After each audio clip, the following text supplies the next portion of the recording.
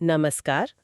आज हम एक अहम विषय पर बात कर रहे हैं, योग और इसका एक पृथ्वी एक स्वास्थ्य यानी वन अर्थ वन हेल्थ के विचार से जुड़ाव। जी।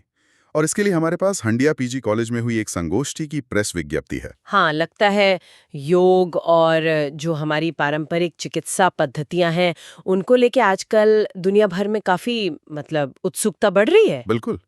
और ये जो संगोष्ठी थी, इसे राजकीय आयुर्वेद महाविद्यालय एवं चिकित्सालय और पीजी कॉलेज हंडिया ने मिलकर आयोजित किया था। अच्छा। तो चलिए देखते हैं कि इसमें क्या खास बातें निकल कर आईं। हाँ, क्या मुख्य बिंदु थे?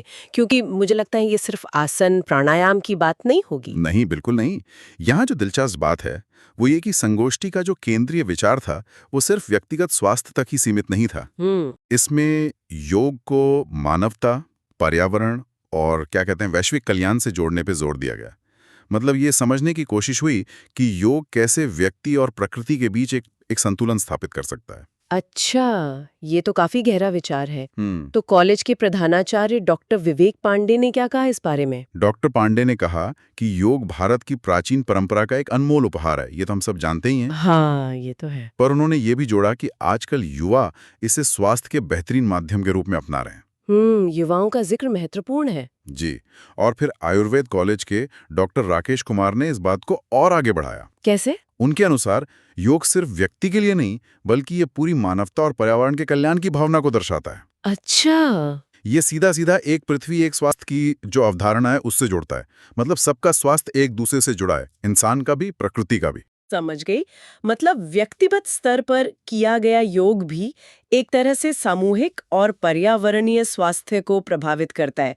यही सोच है? हाँ, बिल्कुल। इसी सिलसिले में नेशनल इंटर कॉलेज के प्राचार्य डॉक्टर अजय मिश्रा की सलाह तो बड़ी सीधी सादी और काम की लगती है। क्या कहा उन्होंने? उन्होंने रोजमर्रा की जिंदगी से जुड़ी बात कही कि रोज सुबह टहलना, योग और प्राणायाम करना व्यक्ति को रोगमुक्त और युवा बनाए रख सकता हाँ, सुनने में तो बहुत सरल लगता है ना? लेकिन शायद इसका असर गहरा होता होगा। निश्चित रूप से। और देखिए, कार्यक्रम संयोजक डॉक्टर अवनीश पांडे ने इसी गहरे असर की तरफ इशारा किया। उन्होंने आज की दो बड़ी चुनौतियों का जिक्र किया, स्वास्थ्य और पर्यावरण। हाँ, ये तो हैं ही बड़ी चुनौतियां। और उन्होंने योग को मानव और प्रकृति के बीच संतुलन बनाने का एक माध्यम बताया, एक पुल की तरह। मानव और प्रकृति के बीच संतुलन, ये बहुत जरूरी है। और प्रधानमंत्री नरेंद्र मोदी के प्रयासों का भी जिक्र हुआ। जी हाँ। डॉक्टर अवनीश पांडे ने बताया कि प्रधानमंत्री द्वारा योग को वैश्विक पहचान दिलाने से न केवल भारतीय सांस्कृतिक विरासत को सम्मान मिला, हाँ, वो तो है ही। बल्कि एक तरह से पूरी मानवता को स्वास्थ्य और शांति का एक मार्ग भी मिला है। और उनका ये भी कहना था कि योग अब एक जन आंदोलन बन चुका है। बिल्कुल। उन्होंने यही शब्द इस्तेमाल किया, जन आंदोलन। और ये शब्द अपने आप में बहुत कुछ कहता है। कैसे? मतलब एक प्राचीन विधा, एक परंपरा का इस तरह से वैश्विक स्तर पर फैलना, लोगों की चेतना का हिस्सा बनना, ये साधारण बात नहीं है। सही बात है। संगोष्ठी में और भी वक्ता थे शायद।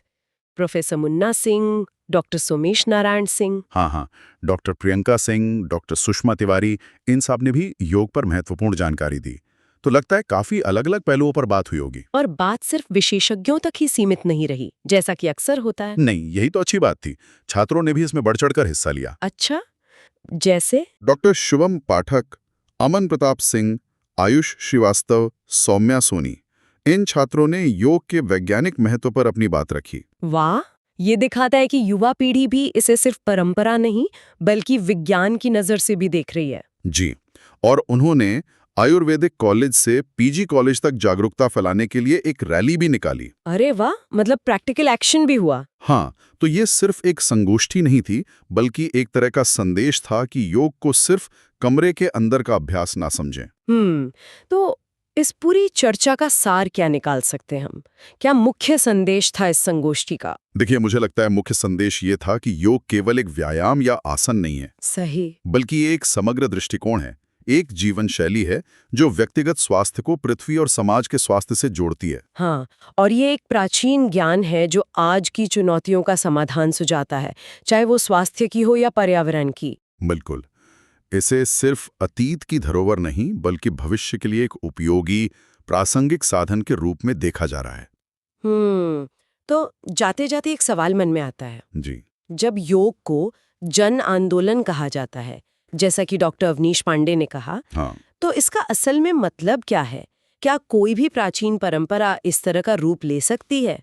ये सोचने वाली बात है ना कि कैसे एक सांस्कृतिक विरासत आज के समय की वैश्विक जरूरतों, स्वास्थ्य, शांति, पर्यावरण, इनसे जुड़कर इतनी व्यापक हो जाती है। हाँ, ये अपने आप में एक बहुत